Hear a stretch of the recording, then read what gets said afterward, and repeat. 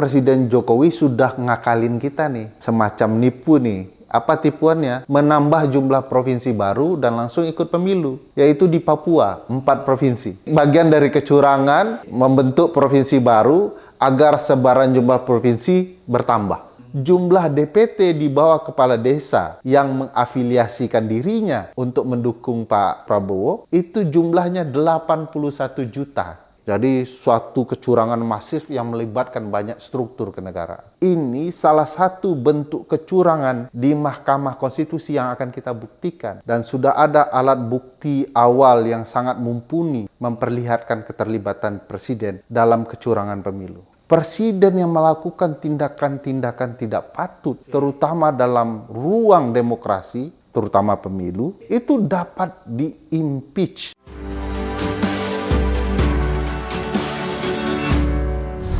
Assalamualaikum warahmatullahi wabarakatuh. Seperti biasanya hari ini saya menghadirkan narasumber yang luar biasa. Ini sahabat kita semua. Langsung saya memperkenalkan. Assalamualaikum. Waalaikumsalam. Bung Ferry Amsari, pakar hukum tata negara dari Universitas Andalas. Bang Ferry, ada yang menarik pernyataan Bang Ferry dan rilis juga yang kita terima dan sudah menyebar nih kemana-mana tentang bahwa sebenarnya kalau dilihat dari segi konstitusi, satu putaran itu adalah sulit terlaksana. Padahal kita tahu bahwa sekarang berbagai lembaga survei satu putaran. Bahwa Pilpres ini akan berlangsung satu putaran dan akan dimenangkan oleh Prabowo. Jadi seolah-olah kita ditipu nih lembaga survei. Dan yang menarik dari ulasan Bung Ferry berdasarkan hukum tata negara bahwa ternyata itu sulit ya, bukan sekedar memenangkan 50% plus 1 dari perolehan suara, tapi masih ada kriteria lain. Betul. Misalnya 20% dari jumlah provinsi ya perolehan suara. 50% dari jumlah provinsi, sekitar 20 provinsi. Oke, oleh karena itu bisa nggak sedikit Bung Ferry menjelaskan kita detailnya supaya masyarakat ini bisa dicerahkan ya. Hampir seluruh lembaga survei fokus ke isu seseorang bisa memenangkan satu putaran jika memperoleh suara 50% lebih. Oke. Padahal syaratnya tidak hanya itu. Berdasarkan pasal 6A ayat 3 Undang-Undang Dasar 1945. Ada 3 hal yang harus dipenuhi. Seorang calon untuk kemudian terpilih satu putaran. Jadi kalau dia lebih dari 2 sudah pasti harus memenuhi kriteria ini. Satu, dia harus memperoleh suara 50% lebih. Kedua, dia harus memenuhi kemenangan di 50% provinsi. 50% lebih itu kalau 38 provinsi adalah 20 provinsi. Nah, setengahnya kan 19, lebih 20. Dan setiap 20 provinsi itu harus menang 20%. Di setiap provinsi? Di setiap 20 provinsi itu. Memang Presiden Jokowi sudah ngakalin kita nih. Nah, semacam nipu nih. Apa tipuannya? Menambah jumlah provinsi baru dan langsung ikut pemilu. Yaitu di Papua, 4 provinsi. Kaltara dulu 2013 dia dinyatakan provinsi baru. Tapi tidak boleh langsung ikut pemilu 2014, Bang. Mereka harus siapkan sarana dan prasarana sehingga baru ikut 2019. Beda dengan Papua, langsung 2022 langsung boleh ikut sebagai provinsi di 2024. Jadi bertambahlah dukungan presiden di sana. Angka sebaran provinsinya bertambah. Jangan dulu, Bang. Berarti ini strategi kecurangan ini ya? Ini bagian dari kecurangan membentuk provinsi baru agar sebaran jumlah provinsi bertambah. Karena di sana dianggap basis pendukung Jokowi. Oleh karena itu sudah jauh hari Jokowi berkali-kali bolak-balik ke Papua. Nah, tetapi tetap provinsi terbanyak itu Sumatera. 10 ya? Ya, dan itu bukan basis dukungan Jokowi. Bukan basis dukungan Prabowo. Nah, jumlah yang banyak ini harus mereka sepadankan. Nah, sebaran ini yang menurut saya sulit diperoleh oleh Prabowo karena basis dukungan tidak ada di pulau yang paling banyak jumlah provinsi. Sulawesi, Bang, basis dukungan terpecah. Ada yang PDIP, yang berarti bukan Prabowo, gitu ya. Dan Pulau Jawa juga terpecah. Jadi untuk mendapatkan angka 20 provinsi dengan masing-masing 20%, tidak akan semudah ketika tahun Pak SBY di periode keduanya. Dia kan sampai 60. Nah ini target 50 pun tertatih-tatih nih, Bang. Jadi bukan tidak mungkin akan ada kemenangan katakan 50%, tapi provinsi yang mendukung itu kebanyakan di Jawa atau Sulawesi. Nah, angkanya potensial tidak sampai 20 provinsi seluruhnya 20%. Tidak boleh yang ngitungnya begini, Bang, karena dia 19 provinsi menang di atas 20%, lalu dia anggap itu terakumulasi semuanya. Terpenuhi. Dia harus tetap 20 provinsi di atas 20%. Jadi memang kalau kita lihat dari segi aturan konstitusinya sulit ya, tidak mudah. Tidak mudah. Berarti kalau saya mendengar penjelasan Bung Ferry ini, apakah ini agak mirip-mirip dengan yang terjadi di Amerika ketika Hillary Clinton dengan Trump, satu menang popular vote-nya, satu menang Electoral College. Trump kan menang di Electoral College. Apa mirip-mirip seperti ini kejadiannya? Saya pikir itu yang pertama akan dilakukan konsultan politik. Seperti Cambridge Analytica. Mereka akan membaca, waktu itu datanya Facebook ya, yang paling banyak karena di era itu pemain yang paling banyak ya Facebook. Cambridge Analytica membeli data dari Facebook, diserahkan, dan dia baca kecenderungan orang. Kecenderungan waktu itu bisa dibaca bahwa semua orang tidak mau Donald Trump jadi presiden. Baik pendukung Hillary garis keras maupun swing voters. Nah, begitu mereka melihat data swing voters besar, cukup signifikan, mereka bilang kalau swing voter itu tidak datang ke TPS di negara bagian X, Y, Z, negara bagian-bagian tertentu ya, maka potensi Donald Trump memenangkan pertarungan ada di angka Electoral College, penentu pemilihan. Dewan pemilih yang menentukan pemilihan. Lalu apa yang dilakukan, kata Donald Trump dan konsultan politiknya? Jangan kampanyekan bahwa Donald Trump harus menang, tapi kampanyekanlah bahwa Hillary sudah menang. Di kepala swing voters, terutama anak-anak muda, kalau Hillary sudah menang, ngapain kita ke TPS? Buang waktu. Karena kita kan juga tidak suka betul dengan Hillary. Kita hanya tidak mau Donald Trump jadi presiden. Ya udah, kita nggak usah datang. Ternyata di negara-negara bagian yang sangat penting, para pemuda tidak datang, dan akhirnya meskipun Hillary menang popular vote, tetapi Hillary kalah dalam jumlah Electoral College alias Dewan Pemilih. Sehingga jadilah Donald Trump presiden yang menang Dewan Pemilih tetapi kalah di popular vote. Nah ini kan sistemnya beda, tetapi kita ya ada sentuhan yang sama, bahwa kita tidak sepenuhnya popular vote di 50% lebih, tetapi ada sebaran 20 provinsi dengan 20% masing-masing. Nah mereka sudah data nih, Bang. Mereka harus data bahwa 50% bisa dengan upaya curang sehabis-habisnya. Kan Abang lihat tuh, tidak ada kampanye yang signifikan, tidak ada program yang signifikan yang ditunjukkan dalam debat, tiba-tiba angkanya tetap naik. Nah, kan aneh ya. Harusnya ada sesuatu yang dibicarakan orang, menyebabkan orang, ya kita semakin yakin memilih Prabowo. Saya tidak yakin goyang gemoy itu berkali-kali dilakukan, itu menimbulkan simpati baru. Kan orang yang lama memilih, menentukan pilihan, dia mikir siapa yang terbaik. Dan rata-rata itu yang lama kelas menengah ya? Kelas menengah. Jadi dia sudah menentukan pilihan jauh hari, mau gemoy, tidak gemoy juga akan milih, kan begitu ya. Nah yang mikir ini ya, harusnya akan turun begitu ya. Mereka akan melihat apa sih yang mau dibicarakan oleh Prabowo, tidak ada, tapi berkembang terus. Karena memang kita ketahui direncanakan 50% ini terpenuhi. Papua sangat riskan, Bang. Kenapa riskan? Karena ada Papua pegunungan yang menggunakan metode noken. Noken itu kepala suku yang menentukan Iya. pilihan anak buahnya, Iya, pasukannya, teman-teman di sana. Iya. Jadi kalau dia bilang anak buah saya 150, 1000, Iya. tidak ada yang bisa mengungkap faktanya. Iya. Data BPS terhadap suku-suku di sana tidak ada. Iya, iya. Data KPU tidak valid.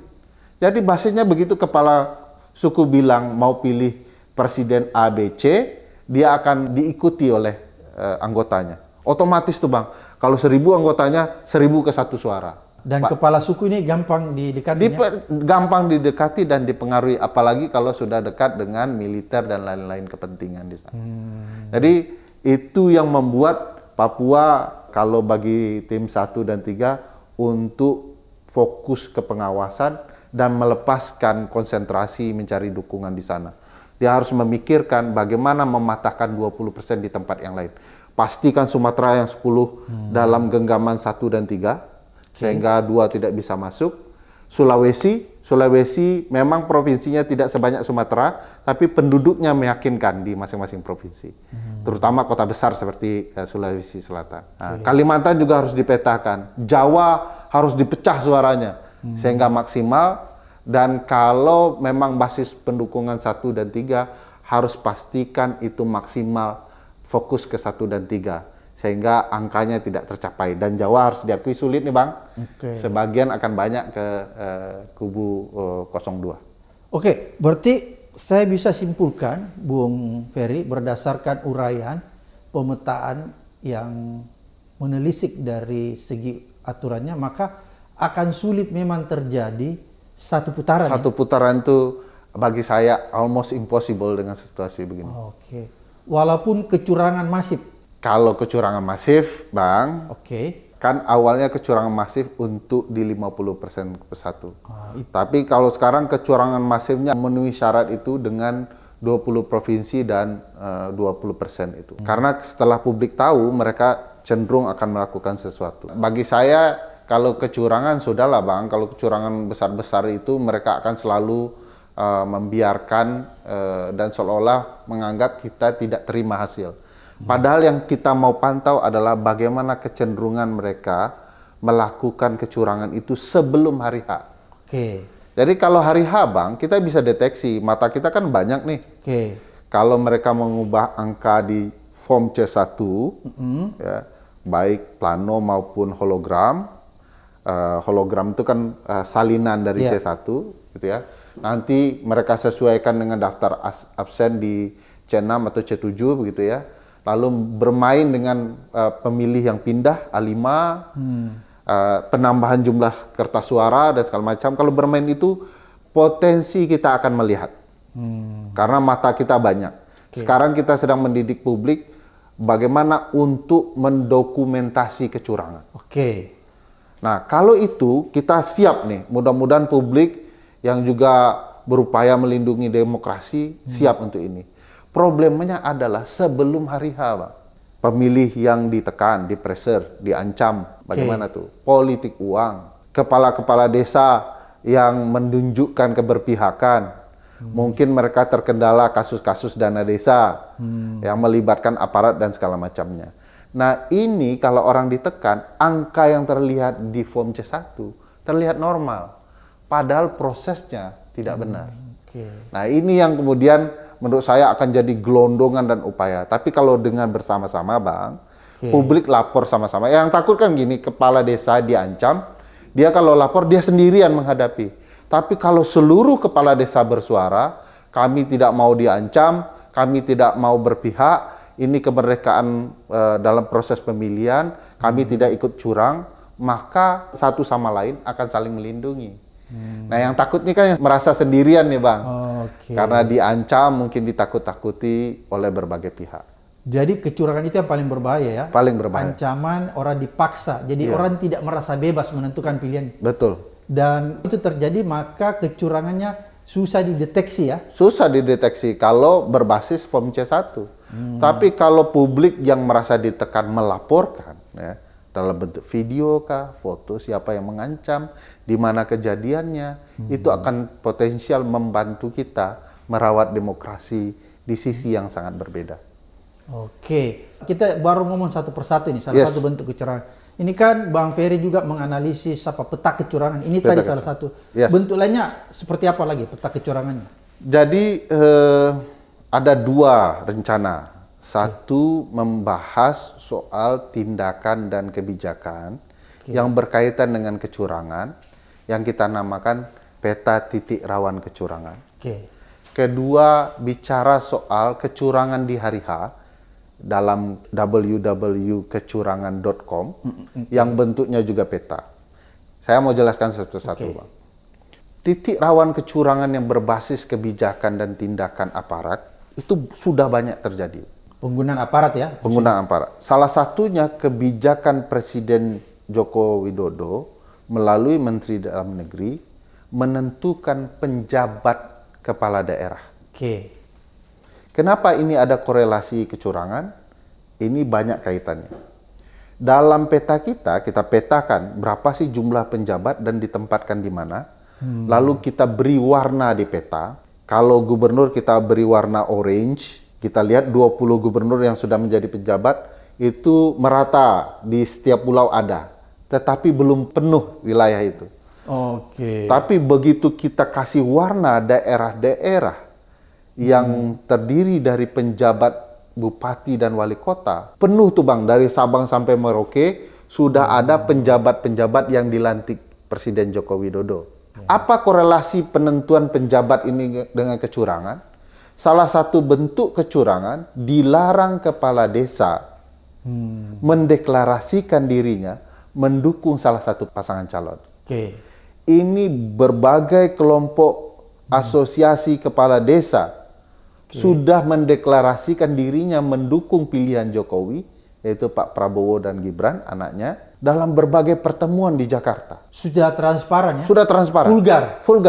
Artinya kalau secara undang-undang, kepala desa ini harus diberikan sanksi. Siapa yang memberikan sanksi kepala desa menurut undang-undang adalah kepala daerah. Bupati atau wali kota. Bupati, wali kota, dan kalau naik nanti ke gubernur. Kalau kita lihat peta, sudah penuh nih kepala daerah oleh orang Pak Presiden Jokowi. Jadi semua orangnya Jokowi? Semua orang Jokowi. Jadi kepala desa yang mendeklarasikan pilihan Jokowi sudah pasti tidak akan diberi sanksi. Wong kepala daerahnya adalah orang-orang Jokowi. Makanya saya bilang, mana ada kepala desa yang kena sanksi setelah mereka mendeklarasikan dukungan ke calon presiden pilihan Pak Jokowi. Ya karena kepala daerahnya sudah orang Pak Jokowi. Yang berdasarkan penunjukan ya? Penjabat penunjukan oleh Presiden Jokowi melalui Menteri Dalam Negeri. Dari 198 kepala daerah yang ditunjuk, kalau kita perhatikan DPT yang mereka kelola di bawah wilayah kekuasaan mereka, itu sebesar 102 juta daftar pemilih tetap. Setengah jumlah DPT nasional. Sudah 50%. Agak matching dengan cerita 50% terpenuhi dan satu putaran kan, Bang? Sudah dikondisikan. Dikondisikan. Kalau kita lihat lagi korelasinya di tingkat terbawah, karena kepala desa adalah satuan pemerintahan terendah, ada 8 organisasi kepala desa yang mendeklarasikan dukungan kepada 02 di hadapan Pak Jokowi atau melalui orang-orangnya Pak Jokowi. Kalau kita lihat sebaran organisasi 8 kepala desa dan kepala desa yang mereka kuasai di organisasi ini, DPT-nya menarik, Bang. Jumlah DPT di bawah kepala desa yang mengafiliasikan dirinya untuk mendukung Pak Prabowo, itu jumlahnya 81 juta. Sudah hampir 50%. Jadi kalau cerita 50% dengan konsep yang sudah disiapkan, kayaknya semakin matching dan semakin beralasan.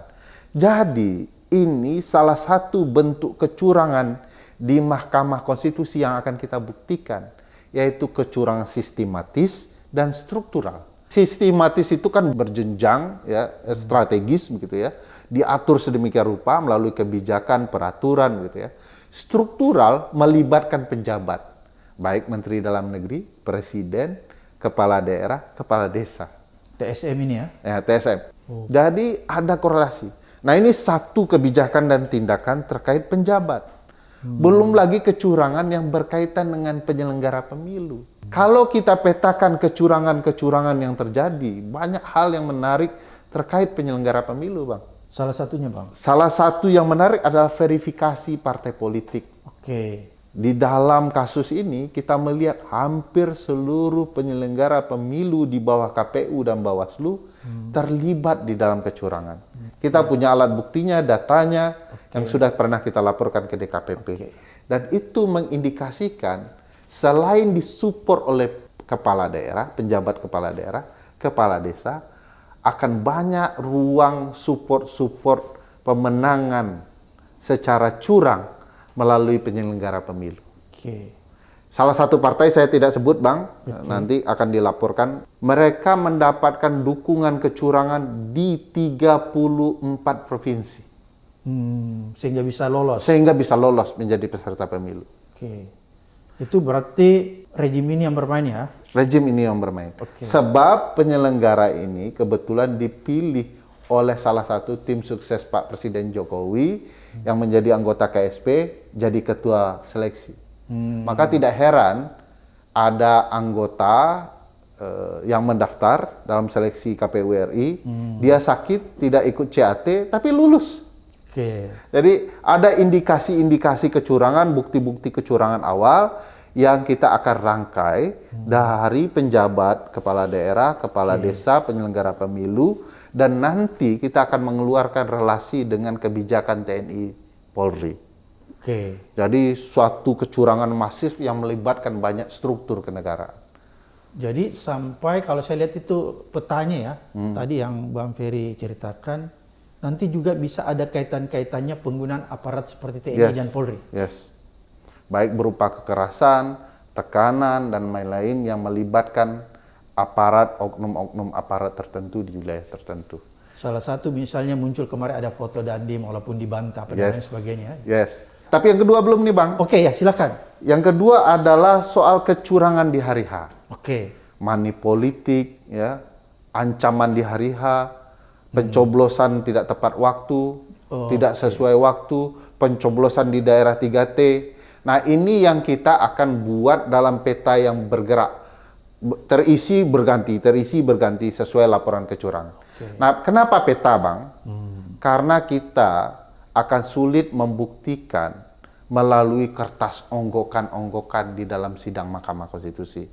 Kalau Abang ingat, tahun 2019, banyak kontainer-kontainer, tetapi tidak satu pun bisa menjelaskan kecurangan. Tidak ada waktu itu 9 orang hakim konstitusi membaca kontainer-kontainer itu. Banyak banget. Waktunya 14 hari kerja. Banyak, waktu terbatas nggak bisa.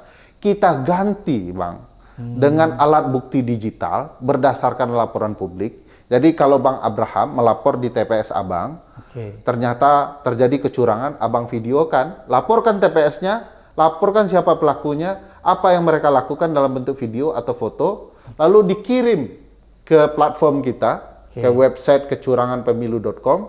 Lalu kalau dideteksi oleh verifikator, dinyatakan layak sebagai alat bukti, maka alat bukti Abang itu akan tersimpan dan akan dideteksi di mana TPS provinsinya atau kabupaten kotanya. Dia akan muncul. Kalau di sana sudah ada 25 kecurangan, begitu Abang masukkan jadi 26. Di MK akan terlihat seluruh wilayah Indonesia. Nah, kalau kemudian gambarnya curang betul semua, nah tinggal diklik. Hakim kita minta silakan yang mulia buktikan di peta yang banyak yang sudah ada gambaran kecurangan ini, mau yang mana yang kami mau buktikan.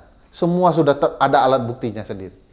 Kalau diarahkan kursornya akan tergambar berapa banyak jumlah keseluruhannya, apa saja jenis kecurangannya. Kalau diklik akan terlihat alat buktinya. Nah, alat bukti itulah akan kita pertontonkan di hadapan publik. Mudah-mudahan Hakim MK berpihak kepada kebenaran. Kalaupun tidak berpihak kepada kebenaran, publik sudah melihat kebenaran seperti apa yang sedang dipertontonkan dan keadilan seperti apa yang sedang diperjuangkan dan bagaimana putusan MK terhadap keadilan itu. Jadi kita mau pakai hakim yang ke-10. Nah, yaitu publik luas melihat soal kebenaran itu. Berani nggak MK membongkar satu persatu kecurangan secara bertahap yang kita tampilkan dalam peta? Jadi akan ada dua nih, Bang. Jadi hakim ke-10 itu rasa keadilan yang ada Rasa yang keadilan yang ada di masyarakat. Oke. Jadi masih ada lagi bentuk kecurangan? Dua itu mudah-mudahan ini bisa kita perjuangkan sama-sama. Oke, kalau saya melihat gambaran tadi yang disampaikan Bung Ferry dengan sistem yang luar biasa, berarti validitasnya agak sulit terbantahkan, ya. Yang Mudah-mudahan kalau publik semua terlibat, Bang. Iya, karena kan begini, Bang, saya ini lawyer 20 tahun jadi lawyer, baru jadi ketua KPK jadi biasa beracara. Saya melihat validitasnya itu agak sulit diterbantahkan di depan persidangan, ya. Mudah-mudahan, Bang. Bang Ferry, ini Bang Ferry sudah mengungkapkan ya peta kecurangan, ya. Dan saya melihat ini kan membuka mata semua masyarakat Indonesia bahwa ternyata sebelum hari H itu sudah berlangsung kecurangan yang maksud.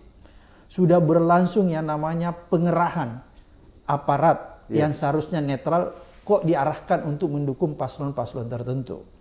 Oleh karena itu, kalau kita melihat aparat bergerak yang tadinya harus netral menjadi tidak netral, bisa dipastikan bahwa yang mendorong aparat ini adalah orang yang punya kekuasaan besar. Yes. Ya, tidak mungkin korocok-korocok. Tidak mungkin. Oleh karena itu, menurut saya, apakah dengan berbagai macam dugaan kecurangan ini, maka sudah sangat kuat alasan seperti lagi-lagi yang diungkapkan oleh Mahfud ketika menerima petisi 100, bahwa pemakzulan bukanlah hal yang tidak mungkin dilakukan sekarang ini. Gimana pendapat Bung Ferry? Saya perjelas pertanyaan Abang dengan jawaban. Oke. Orang yang paling kuat di Republik ini dalam sistem presidensial adalah Presiden. Oke. Dan sudah ada alat bukti awal yang sangat mumpuni memperlihatkan keterlibatan Presiden dalam kecurangan pemilu. Oke. Presiden sendiri yang menyatakan terbuka bahwa dia akan cawe-cawe dalam pemilu kali ini demi kepentingan bangsa dan negara.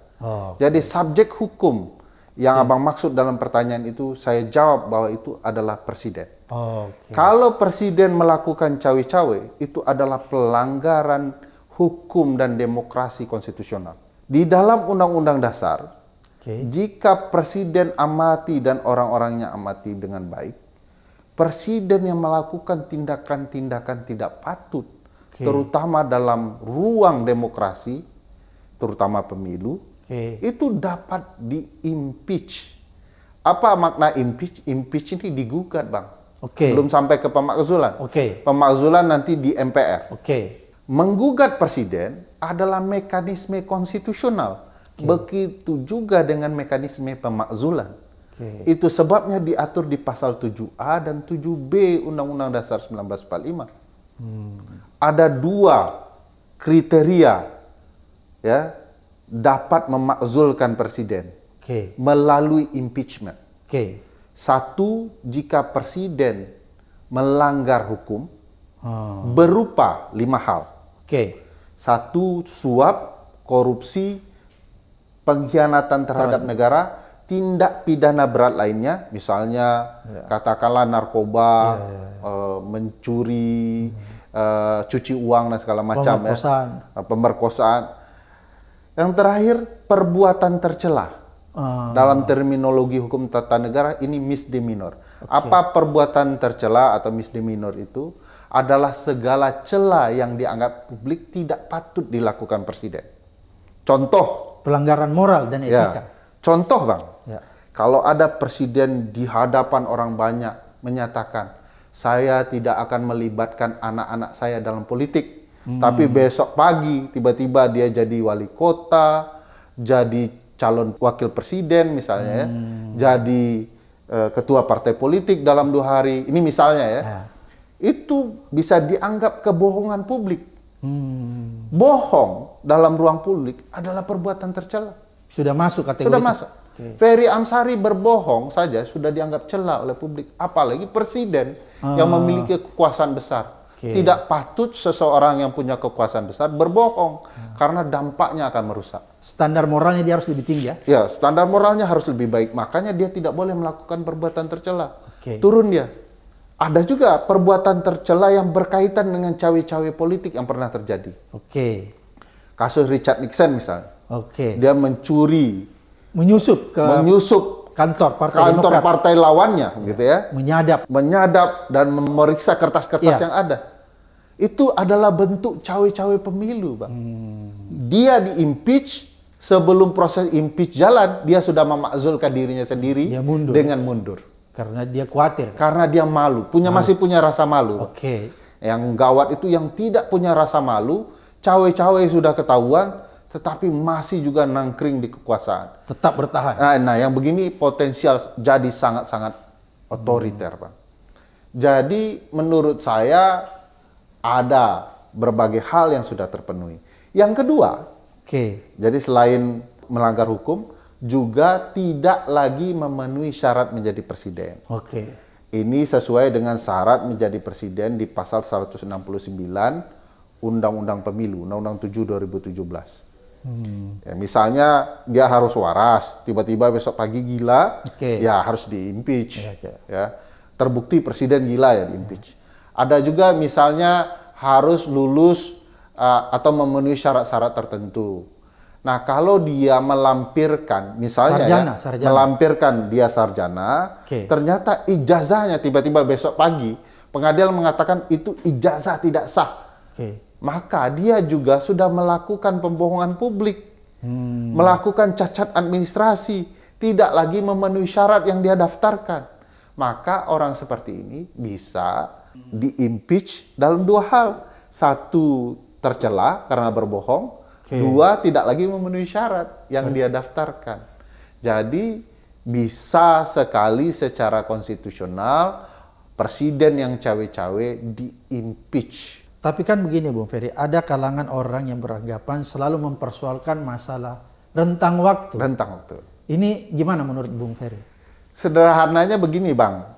Bunyi 7A 7B itu kurang lebih begini. Presiden dan atau wakil presiden dapat diberhentikan pada masa jabatannya. Oke. Masa jabatan presiden itu sampai 20 Oktober, Bang. Oke. 19 Oktober pun dia boleh diberhentikan. Apakah ini pendek, ini ribut? Betul kita sedang menghadapi pemilu, tapi kita jangan menutup mata. Presiden telah melanggar konstitusi.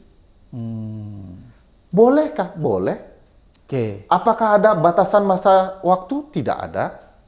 Jadi undang-undang kita tidak Undang-undang menetapkan. dasar tidak sama sekali tidak menetapkan batasan waktunya. Misalnya boleh memberhentikan presiden pada masa jabatannya kecuali saat 1 tahun menjelang pemilu atau saat sedang pemilu. Kalau ada kalimat eksplisit itu berarti itu dilarang. Tapi ini menunjukkan bahwa bukan tidak mungkin pelanggaran konstitusional yang dilakukan presiden adalah saat pemilu itu. Oke. Jadi kalau ada pakar konstitusi yang mengatakan ini sedang pemilu tidak boleh. Loh, kalau pelanggar konstitusinya saat pemilu itu bagaimana? Dia merusak, melanggar hukum, melakukan suap ketika pemilu, saat pemilu, atau melakukan perbuatan tercela di saat pemilu. Ya. Mereka melupakan bagian ini. Oke. Jadi seolah-olah karena ini pemilu, mari kita maafkan presiden kita yang melakukan perbuatan tercela. Ya, tidak bisa. Konstitusi tidak mengkonstruksi seperti itu. Jadi tidak ada itu ya? Tidak ada cerita itu. Jadi saya tidak melihat satu pakar konstitusi pun, walaupun mereka mengatakan jangan dong, takut kalah ya. Pertanyaannya adalah boleh atau tidak oleh konstitusi? Oke. Jangan dibawa lari ke isu yang lain. Oke. Jawaban saya, konstitusi sama sekali tidak melarang kapanpun seorang presiden di-impeach dan dimakzulkan.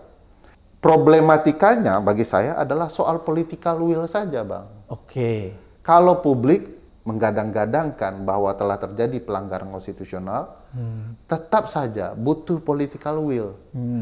Nah, sepanjang kubu oposisi merasa mereka belum menginginkan, maka pelanggaran konstitusi itu akan terus terjadi di hadapan mata. Oke, berarti Bung Ferry mau mengatakan bahwa sebenarnya kalau dilihat syarat-syarat untuk melakukan impeach yang ujung-ujungnya kepada pemaksulan itu sudah terpenuhi sekarang? Sudah terpenuhi, Bang. Maka saya kasih contoh. Oke. Saya mau ingatkan Abang peristiwa. Dulu ada seorang presiden berjanji akan memproduksi mobil nasional. SMK. SMK atau KMS lah. Ya, oke. memproduksi sampai sekarang tidak terbukti, seluruh negeri terbohongi. Celah nggak Bang? Ya, perbuatan tercela itu. Pembohongan publik. Pembohongan publik luar biasa. Banyak janji-janji disampaikan. Tindakan-tindakan yang kemudian menurut saya tidak sehat. Dulu, Abang ingat 2019, Presiden mengatakan bahwa ini adalah langkah DPR untuk merusak KPK dengan pembentukan undang-undang KPK. Oke. Secara konstitusional tidak masuk akal, Bang. Kenapa tidak masuk akal? Presiden bisa menghentikan pembentukan undang-undang oleh DPR kapan saja. Oke. Menurut konstitusi dan undang-undang. Oke. Jadi baru di tahap perencanaan bisa dihentikan oleh Presiden. Penyusunan bisa dihentikan. Pembahasan dihentikan. Persetujuan bersama bisa dihentikan. Proses pengundangan bisa dihentikan. Bahkan bisa membentuk perpu untuk membatalkan. Tak satu pun juga upaya Presiden menghentikan pengerusakan KPK melalui undang-undang di DPR. Oh, Padahal dia bertatap muka ke publik, dia bilang ini bukan kerjaan saya. Padahal dia bagian dari itu. perbuatan Itu bisa tercela. membuktikan itu perbuatan tercela, Pak. Oke. Jadi sudah ada beberapa rentetan peristiwa ya. Bisa ditambah lagi. Ya, sudah banyak yang tidak terbantahkan, kalau dalam pengertian tidak terbantahkan bahwa itu bisa dikategorikan sebagai perbuatan tercela ya. Sehingga menurut Bang Ferry selaku pakar hukum tata negara, sebenarnya alasannya sudah sangat terpenuhi. Tinggal ada tidaknya political will. Political will. Oke. Kalau menurut Bung Ferry kan sebenarnya tidak ada persoalan tentang waktu. Jadi kapanpun, tanggal 19 pun tadi Bung Ferry bahasa yang sarkasmenya 20 masa akhir jabatan presiden. Kalau ternyata 18 bisa dibuktikan, 18 pun bisa ya. Iya. Itu MPR akan ketuk palu berhenti. Oke, gitu ya. Jadi itu bisa dilaksanakan. Jadi berarti kalau ada pemahaman bahwa menyatakan ini akan kesulitan atau tidak boleh dilakukan karena ada pesta demokrasi yaitu pemilu, maka itu tidak tepat ya? Tidak tepat membangun alasan. Dan harus ingat, Presiden ini bukanlah peserta pemilu. Ya. Jadi tidak ada yang menghalangi untuk kemudian memastikan Presiden sudah taat konstitusi atau belum. Bagi saya yang penting adalah penghormatan kepada konstitusi. Oke. Presiden sehebat apapun dia harus membatasi dirinya cawe-cawe dalam urusan demokrasi. Oke. Makanya kita melarang, tidak boleh anak presiden, keluarga presiden, ikut pesta demokrasi kepemiluan sebagai peserta di saat presiden masih berkuasa untuk menghindari konflik kepentingan. Oke. Bukankah konflik kepentingan bagian dari upaya koruptif Oke. yang harus dilarang? Tapi apapun kekuasaan sedang bekerja karena haus kekuasaan, Oke. mari kita publik memantau sama-sama, bisa dengan berbagai platform yang ada. Kalau platform kami dipakai kecuranganpemilu.com, alhamdulillah, monggo kita sama-sama membuktikan. Kami juga akan bekerja sama dengan platform-platform lain, Bang. Ada teman-teman Jaga Suara, ada Jaga Pemilu. Nanti kalau mereka konsentrasi di form C1, kalau ada ketimpangan suara, itu tetap akan bisa dimasukkan sebagai peta kecurangan. Jadi ini kerjasama utuh publik untuk memantau kalau ada presiden yang sudah melampaui konstitusi. Oke, menarik tadi konflik kepentingan. Apakah konflik kepentingan yang diduga dilakukan presiden dengan melibatkan keluarganya di dalam pesta demokrasi ini itu termasuk salah satu indikator perbuatan tercela? Akan lebih kuat indikator itu kalau kemudian persidangan Mahkamah Konstitusi berdasarkan pendapat DPR bisa membuktikan bahwa ini satu rangkaian terencana untuk meloloskan sang anak dalam pertarungan. Presiden adalah ayahnya yang merupakan pihak. Pamannya adalah hakim. Oke. Adiknya yang ada di partai. Pemohonnya adalah fansnya. Sebagai bukti bahwa ini adalah sebab akibat yang meloloskan seseorang. Dan paling penting, Bang, dalam forum pemilu, harusnya peraturan tidak diubah di tengah jalan yang hanya akan menguntungkan keluarga presiden. Bagi saya di sini terlihat betul berbagai konflik kepentingan yang sudah bisa dikategorikan sebagai perbuatan tercela. Paman pangkal balanya tidak akan mungkin bergerak tanpa ada peran presiden. Ini clear nih netizen ya. Jadi apa yang disampaikan Bung Ferry ini membuka cakrawala kita, membuka mata kita lebar-lebar dan mencerahkan kita semua tentang begitu masifnya kecurangan yang sudah dilakukan, dan kita tidak boleh tinggal diam, kita harus terus melakukan sesuatu untuk mencegah terjadinya kecurangan yang lebih buruk dan mencegah terpilihnya calon presiden yang berasal dari proses kecurangan itu. Sampai ketemu di episode berikutnya di Abraham Samad Speak Up.